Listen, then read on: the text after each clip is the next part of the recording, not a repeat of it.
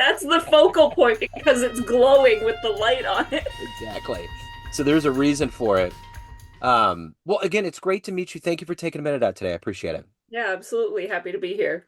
So I want to begin our journey into your life by asking, I know we're getting tired of COVID and talking about the pandemic, that it was such a big shapeshifter for all of us. So Hmm. ultimately, how did you make it through that time period, and how has it changed the way that you do things now?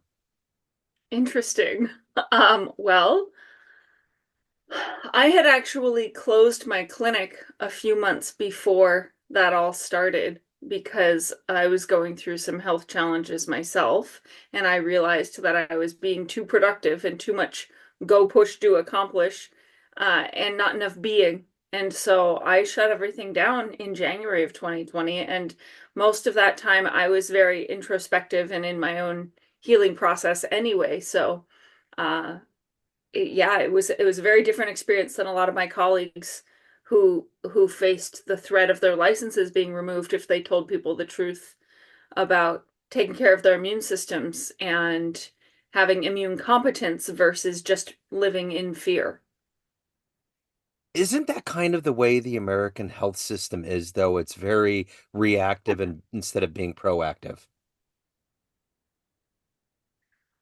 I mean, yes, it's reactive to illness, Right? That's what I mean. for Yeah. sure. Yeah, yeah. Western medicine has a very, and it's not even just Western medicine. There are a lot of types of holistic healthcare also that are being reactive to illness just with less toxic solutions. Yeah. Not saying that medicine is never appropriate, but Right. it's far overused.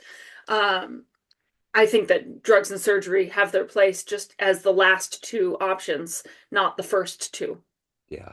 And but yeah, even naturopathic medicine, a lot of people doing juice cleanses or whatever, like red light therapy, they're doing it reactively because they're not that those things can't be helpful on a foundational level, but oftentimes people are following the advice of specialists who are very motivated to treat someone's pain or illness once it already exists. And I always think everybody lives on a spectrum between zero and awesome, and symptoms are like, the lower half of that.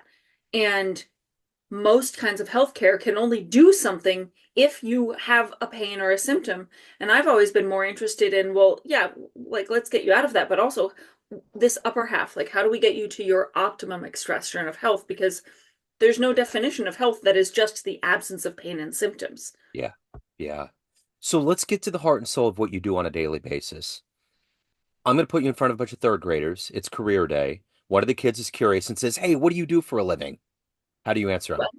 Well, what I do now is I got tired of seeing patients one on one and only helping a limited number of people. And instead, what I've done is I've built an online community that is growing so fast. It's really cool, where I teach people how to do things at home to regulate their nervous system, help the body re-enter a healing state because it's been stuck in chronic alarm mode, fight or flight for so long, which is most people. Everyone I've ever met with chronic illness, their nervous system is stuck in fight or flight alarm mode. Yeah. And most people, even who don't necessarily have a diagnosis and might just feel like crap or not even notice that they're just not at their 100%, it's because your brain is in survival mode. So I teach people, I developed a method to get the brain out of alarm mode. And I teach people how to do it at home because you can do, I don't know, 50 to 80% of it yourself.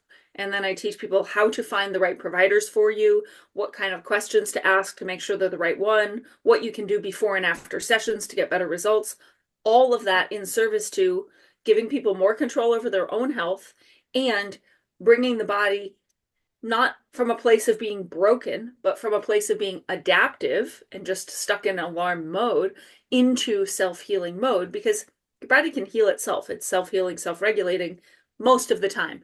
And if you do that first, then you see what comes out in the wash. You might need some outside help. I need crutches if my ankle's broken.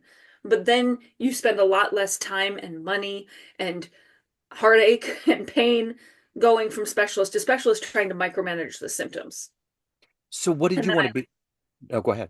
I was going to say, and then I also train doctors to do this work from the clinical perspective as well. So I'm doing both. Absolutely. Yeah. So what did you want to be in the third grade? Was it always medicine? Absolutely not. No, in the third grade, I think I wanted to be a flight attendant so I could travel a lot. Well, I wanted to be a stewardess because Yeah. that's what we called them then. Uh-huh. Yeah, absolutely. Because I like traveling. Yeah. No, it was not something I actually intended on. I didn't intend on going into healthcare until I was in my, I think, early 20s. Before this, I was actually what I thought I wanted to do and what I was doing was working in Washington, D.C. in public policy of holistic healthcare because I wanted to make sure that people had better access. I grew up with my dad as a chiropractor and my mom as a craniosacral therapist, and I watched people not have sufficient insurance coverage, watch people not have sufficient access to holistic care. And I said, I got to go to DC. I'm really good at, you know, making good arguments. And so my plan was to go to law school. And before I even got there, I was fortunate enough to have an opportunity to go work in DC doing public policy for a couple of different holistic organizations. And it was so stressful. And I was like, the pharmaceutical industry is literally the biggest spender in lobbying on the Hill. They spend more than the auto industry, including oil, like auto and oil together. They still spend more.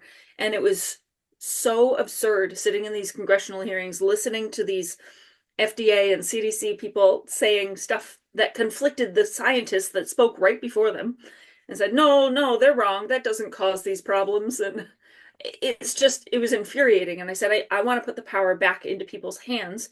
And that started with clinical care and has evolved into teaching. So take me back to where you were born and raised. I know the role that your parents played in this process, but overall, what kind of foundational seeds do you believe early on were planted in you to go to DC for policy and to eventually get into medicine as you are now? That's such an interesting question. I really love that. The seeds that were planted that led me to do that is a strong sense of one, first of all, knowing that my body is self-healing, self-regulating, that there's an innate intelligence that took me from a fertilized egg to trillions of cells that all know how to do their job without anyone telling them what to do, least of all a doctor, Yeah. and that if I'm not doing well, I need to focus on figuring out why my body isn't healing itself as opposed to trying to fix the problem from the outside. So that was a very strong thing that was instilled in me. I'm very grateful for. And then a strong sense of responsibility to take care of those that I like to do what I can to help people and make the world a better place. That's a really important ethic my parents instilled in me, and to use my best talents and abilities and cultivate them to be in service to my sense of purpose in the world. What was the first patient or moment where you saw that sparkle in someone's eyes and you realized this is what I need to be doing with my life? It's interesting. I grew up watching what could be considered miracles on a regular basis working in my dad's office. I started at 9 years old doing filing, and by the time I was a teenager, I was helping him with exams and writing like testimony for court cases, like writing reports for people in car accidents or things. So I didn't, but that whole time, I didn't plan on doing that. It was just a fact of life. I think it was actually when I went out in the world on my own and started traveling and started getting adjusted because I grew up knowing that chiropractic care, which now I know there's a lot of variation in, but I happen to be the daughter of a really amazing chiropractor who is very well sought out. Um, but I know that the brain body signaling has to work and that most kinds of healthcare don't look to make sure there's clear signals between the brain and the body. But my dad did that, and I've seen him adjust a kid having an asthma attack. Medical doctors had given up on. They had this little girl was having like 20, 30 asthma attacks a day, was in the hospital multiple times a week, and they're like, she's probably going to end up on a ventilator. They would come over at 2 in the morning and he'd adjust her and the asthma attack would stop. Yeah. I saw a girl with cerebral palsy. You know, my dad kept saying to the dad, like, I can help your daughter, bring her in to see me. And this guy's like, no, chiropractic's like witchcraft. That's not real. It's hocus pocus. And she used to walk on the crutches with the clips on her wrist, and she slipped and fell. And her medical doctors told her that she was going to be in a wheelchair now. There was no going back. And I remember, it's going to make me cry. I was probably 5 years old. So really strong memory I have, but her dad carried her into my dad's office. Wow. And he only gave chiropractic a chance when she was hopeless at that Yeah. point, going to be in a wheelchair forever. Yeah. And um, that was in the fall. And in the spring, she invited my dad to her high school graduation where she walked to accept her diploma without any crutches. Wow. She was better than before she even got there. And that's, cerebral palsy is a genetic condition where there's not enough oxygen to the brain. So all of her deficiencies of function were blamed on, oh, you have a genetic condition, you have a permanent condition, not Yeah. genetic, permanent. But the capacity, I just grew up recognizing that our capacity to heal and function is far greater than we're often led to believe. Yeah. That's amazing. Um, but it wasn't until I started getting adjusted by other chiropractors and I was like, oh, I wouldn't let 9 out of 10 of these people ever touch me again. Yeah. I need to go to chiropractic school, not because I think chiropractic is an important foundation. It's not all of the health things, which is why I've ended up developing a method that's actually more of a like a unified field theory for healthcare, as it's actually been called. And I said, that's a good point. That is what it is. But getting that foundation of chiropractic was really crucially important because that's a piece that really is what primary care should be, which is Yeah. ensuring that the body can heal itself, can communicate with itself, rather than just trying to manage all of these symptoms. So it was a culmination of so many things that culminated in me being disappointed in the quality of care I was able to get as a patient when I wasn't seeing my own family members. Sometimes we learn just as much from the hero as we do the anti-hero, you know? I It's mean, true. yeah, it's totally I true. was just saying that yesterday that like a role model can be somebody that teaches you what you want or what you don't want. Exactly, exactly. Mhm. So I got to tell you that magic corner with the painting and the light, your dog spent probably 2 or 3 minutes trying to find the right spot. So that seems to be the magic corner. It So is. Well, and my other one is I really trying to come and say hello. hi there. For some reason, especially with cats, I don't know what it is about my voice. Animals will just start appearing, so it's great. Maybe it's a Snow White effect. I don't know, but Yeah, it's she great. really wanted to come say hi. This is Rumi, like the Oh, right Susan on. goat. Hi, pup. And that's her half sister Willow over there. Right on. They're beautiful. Are they full bred? They're purebred Pomskis, micro Pomskis, Wow. which was originally a Pomeranian Husky mix. It's now actually an official breed, and they are the micro version of that. And they're actually my service animals, because I have had more than 20 concussions. I've had multiple traumatic brain injuries, and they have helped me a lot in my recovery, which has been really, really profound. My stepdaughter's a dog freak. She actually just got a Great Dane, which is just turning into this massive thing. Oh So my gosh, she, the opposite. Rumi's yeah, like a little, she's a shoulder puppy. yeah, that's awesome. I had a Australian Shepherd that was part Basenji, and when I was doing research, because they don't bark a lot, Yeah, on the African tribes they would just wrap them around their neck, kind of in the I same. love that. So it was Yeah, awesome. Yeah. yeah. So who's been a hero for you? Who's been that hero for you in your life that's inspired the work that you do? I mean, my dad, Yeah. absolutely. Just watching him, like it was like almost a daily occurrence seeing, what were otherwise considered unsolvable, give up on their health cases just get better. Wow. I mean, that girl I mentioned with asthma, she doesn't even remember having asthma anymore. I Wow. still know her. That's I amazing. mean, she went on to be a soccer player. Like that was unheard of. They were Yeah. like, no, she's just gonna live her life like this. It was Wow. suffering. And I mean, that's one of hundreds of stories that came out of sitting and watching my dad take care of people. Yeah. And that's, I mean, now that I started doing it myself about 15 years ago, and I recognized, oh my God, the amount of energetic output to show up like that for so many people Yeah. and feel so deeply cared for. It's remarkable. And he's still doing it. You chase him down. He has a home office, semi-retired. People won't let him retire Wow. because he's just that amazing at what he does. And it was never that complicated to me. And it's why I actually spend so much time teaching, especially chiropractors. I train all kinds of healthcare professionals, but I focus really especially on chiropractors because the potential impact is so massive. I know it from watching him. My godparents are also chiropractors, like watching them as Wow. well. The same thing.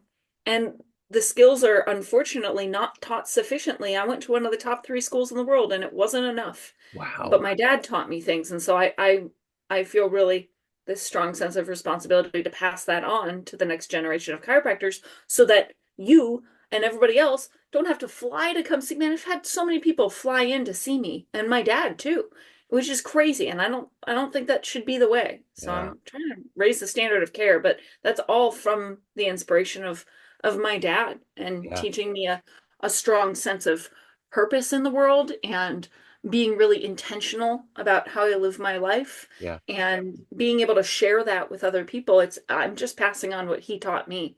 People often say, "Oh my gosh, Satya, you're so amazing. Like you know all these wonderful things." And I'm like, "You know what's more amazing is my dad I was raised like this. Like this is the only reality I've ever known." Which has allowed me to stand on his shoulders and Sure. bring it forward. But the fact that he went from just being raised in a standard American family, eating trash and taking medications and whatever. I mean, they actually did used to go see the chiropractor when he was a kid, which is cool. But the fact that he turned his life around and then I'm one of six kids, all now doing holistic healthcare and amplifying that impact out in the world, that was his dream. And it's really my honor to be able to carry that forward. You know, it's interesting. I have a jazz radio show, and I remember talking to Dave Brubeck's son, which Dave Brubeck is the highest selling album of all time. And it was just like that was the environment he grew up in. He didn't know any different.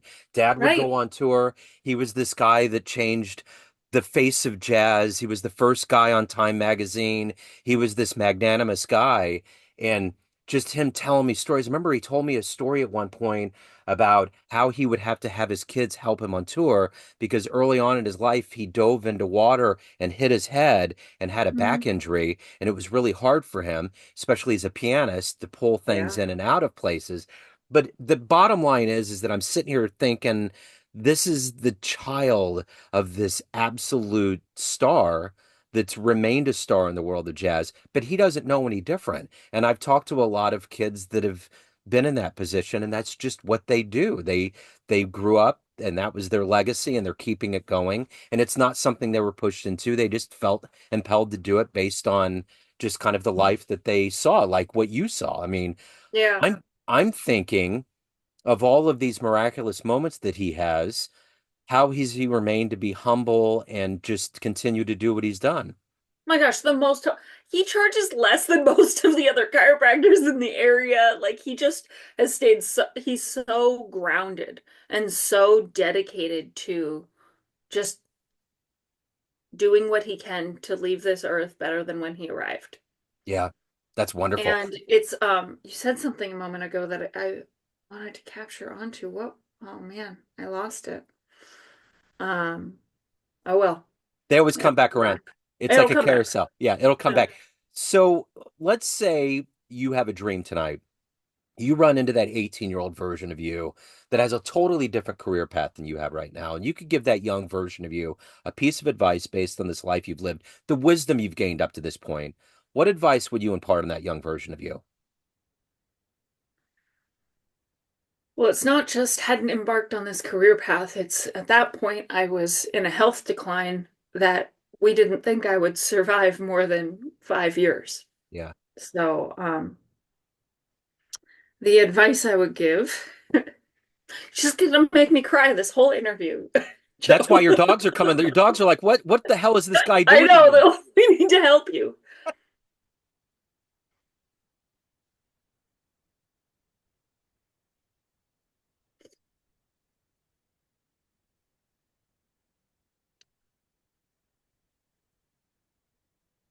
The advice that I would give is that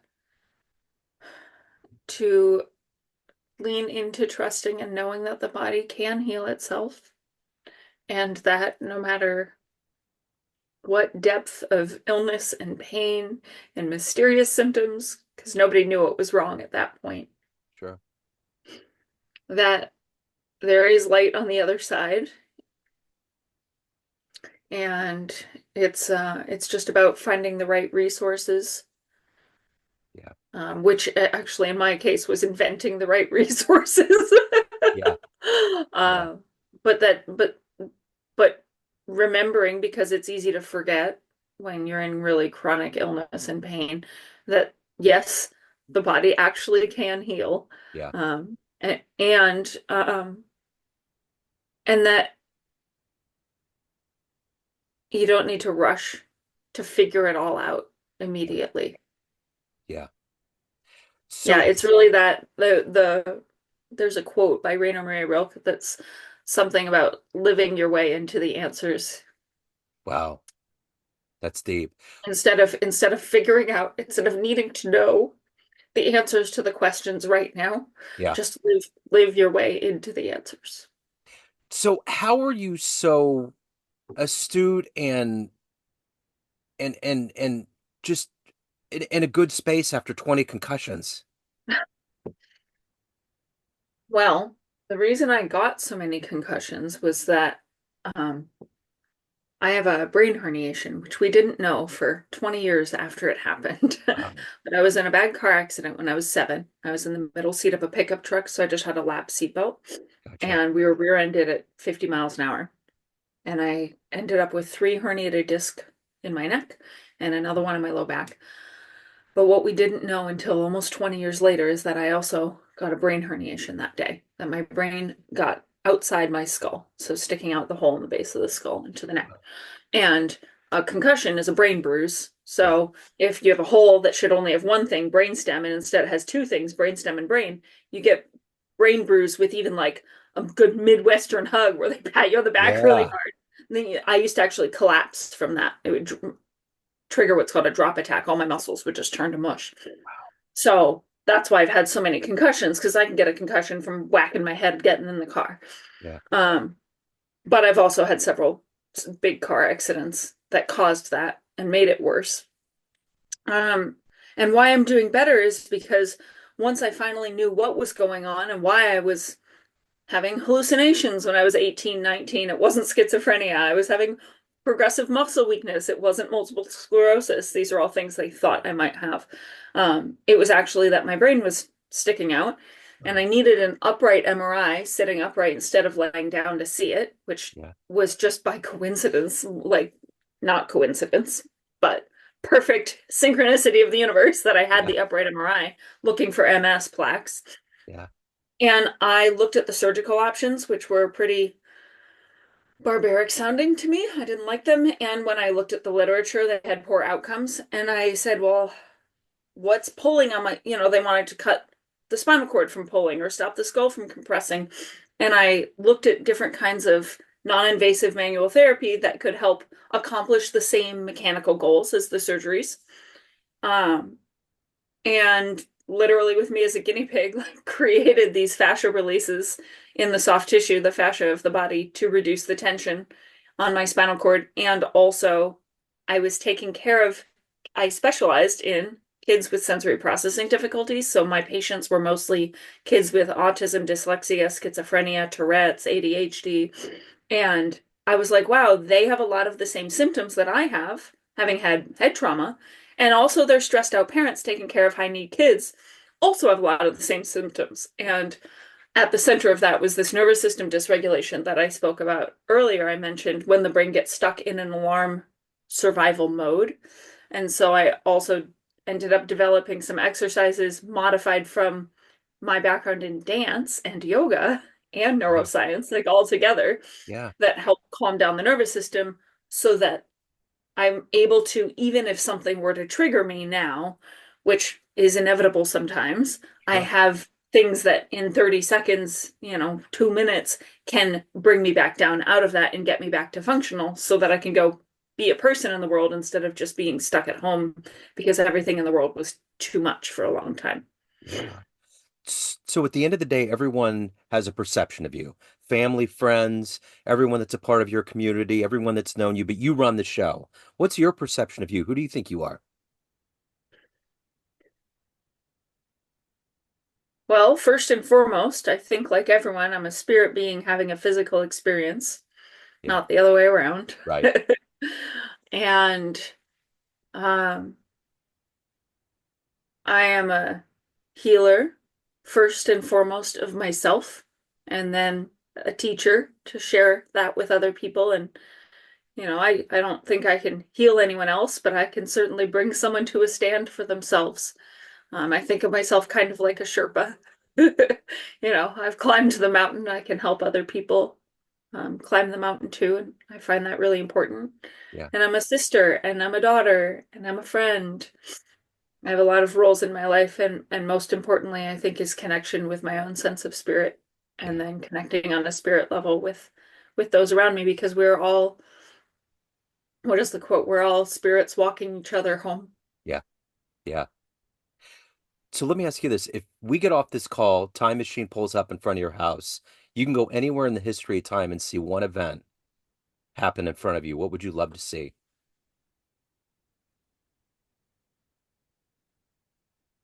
Or if you wanted to go in the future, if you wanted to go somewhere, what would you love to have seen? Oh, I know exactly what I want to see in the future. So I have to give a little bit of context. Ever since I was a little kid, like I could feel if there was a TV on mute in the other room and it bothered me. Like I've been very sensitive to electromagnetic fields. Yeah. And I've now come to have a theory that the whole universe has sort of a spiderweb like network that is made of, I think there's actual like electromagnetic energy, like a Sure. web that's everywhere. Yeah. And I think that's why like parents know if their child is in an accident, or why I think there's a lot of not real psychics, but like real psychics are Yeah. able to think. I think because you're literally feeling a fabric, like an actual thing. Yeah. And and I know I can feel it. Like I can tell. I sit at lunch with somebody. I was at lunch with a friend and a chiropractor and his girlfriend a couple months ago. And she goes, "Can you feel the subluxations, the places in my spine that are off kilter? Like, can you feel them from here?" And I was like, "Yeah, I can." And I went through, I had to pay attention. I don't always feel it, but I Sure. was zoomed in and I was like, "Yep, it's this. And my friend goes, "Yeah, that's literally all of her listings. I'd never met this woman." And he's like, "Yeah, her atlas is to the left, her T6 is twisted this way." And I think it's because I'm feeling like the distortion of a blanket with a ball in the middle, right? I really, really want, I hope it happens in my lifetime, but I would love to go to when we can actually measure that, because Yeah. I do think it's a real physical, tangible thing. It's just that we don't have tools to measure it right now. And right now, I just have to like suspend my left brain's disbelief in Yeah. order to access that. Yeah. So I want to go to when we can actually feel that and measure it. Yeah. So let me ask you this. If anyone out there wants to be a part of your community, reach out to you, they need help, any of the good business in your world, where can they go? I put a ton of free content on TikTok and Instagram. I have the same handle on both, which is Dr. Satya Wellness, DrSatya Wellness, Wellness. And if somebody wants to find access to the community, it's linked on those profiles as well. And I'm happy to share the link with you if you want to post it with this podcast as Sure. well. Yeah, that'd be great. Yeah, you Yeah. send it over. This has been so great. Thank you so much. Thank you for your story. Thank you for, being emotional and being open. It's been very revealing and wonderful. So thank you. Yeah, it's been such a delight. Thank you for all of your very thoughtful questions. Absolutely.